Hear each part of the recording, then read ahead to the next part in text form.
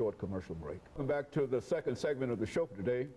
We're talking to Mr. Minister Gregory Taylor, and he's talking about the state of spirituals and hymns in the African-American church. And of course, Brother Taylor, we had an opportunity to deal with that first segment and to talk about what you consider to be the state of spirituals and hymns in the African-American church. And I think that during that last part, you mentioned something about the distinction between the mass choir and the sanctuary choir. Let's explore that for a while. Okay.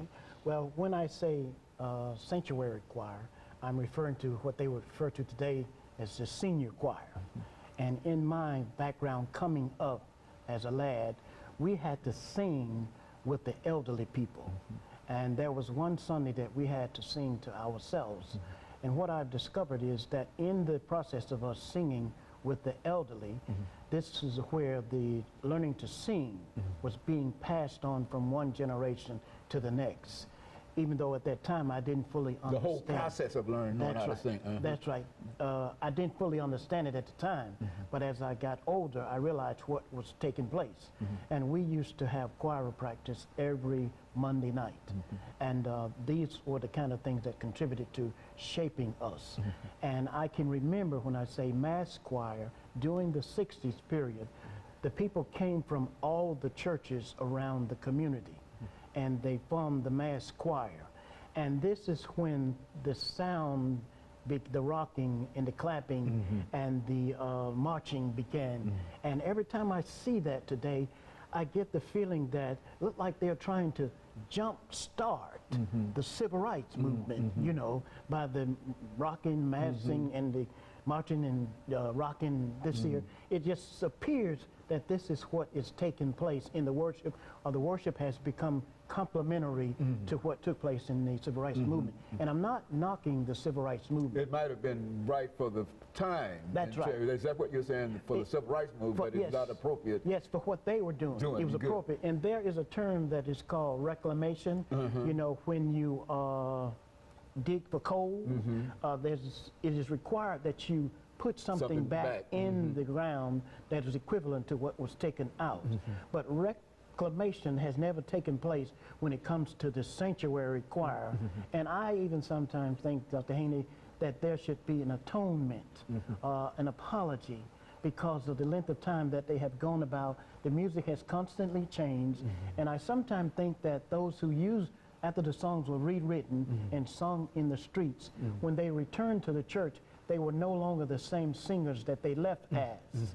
And I think right there is where they may have forgotten what it's like to sing in the sanctuary choir. I have forgotten that tune, you know, in that area. And so, so you would suggest that perhaps one of the reasons that we are losing perhaps something in these in the singing of these hymns and spirituals now, we've lost something that we could possibly recapture, but we have to make some changes in order to recapture that. Now, what are some of those changes you have? First, I believe that there should be a gathering of elderly people, and there should be discussion.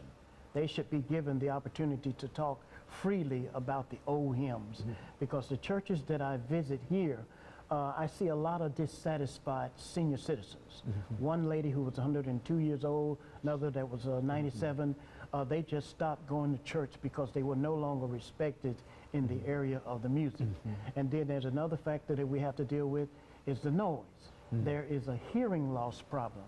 I've spoken to about 5 ear, throat, and nose doctors, and there's 36 some million people who are suffering from hearing loss in this country. And that is another area that has got to be dealt with, you know, in order to properly address this. But my heart goes out to the seniors, and we have been singing here with the nursing homes. I visited one of the nursing homes with Lady Carter Chapman. You know, got the opportunity to experience the nursing home here with her.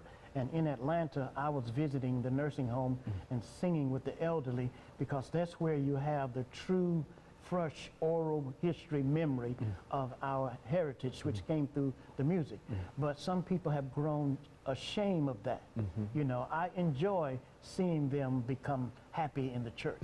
And recently in a midweek study, we had a vacation Bible school actually, and there was, the story was about in the storm when Jesus was on the boat, you know. And one of the elderly ladies there was singing a hymn, in the storm of life is raging. Okay. Stand by me. That's right. And she started to sing, and I believe his name was Mother Black. And she said, when the storm of life is raging, stand by me, remember me. And just hearing her cry out the therapeuticness in the music is what that was taking place there.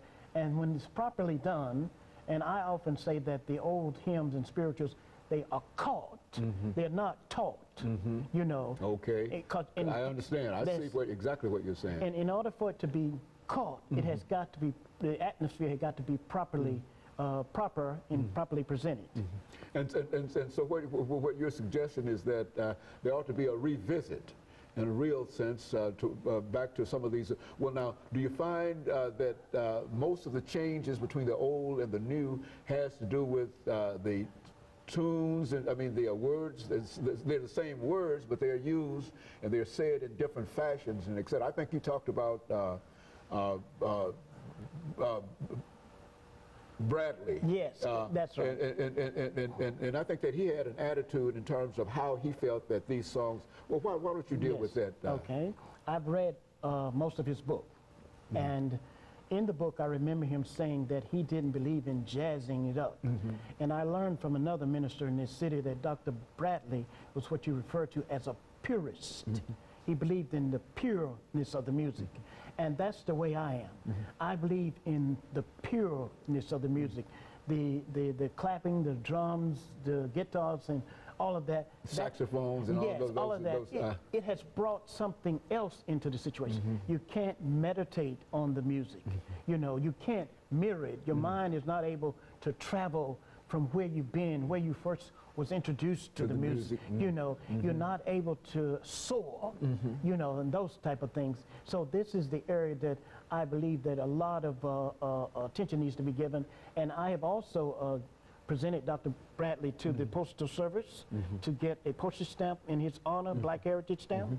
And the purpose of this is to bring his music, attention to his music. And we've gotten several people who are planning to give testimonies. His birthday is coming up October the 5th. And several people will be writing in on that regard. Okay, and Brother Taylor, let's take this final commercial break. Okay. Then we'll come back for 10 minutes, but we understand exactly what you're saying, and we would like to have, you to simply promote that during this next segment, and we'll be back following this short commercial break. What does it take to start something? To the final segment of the show for today.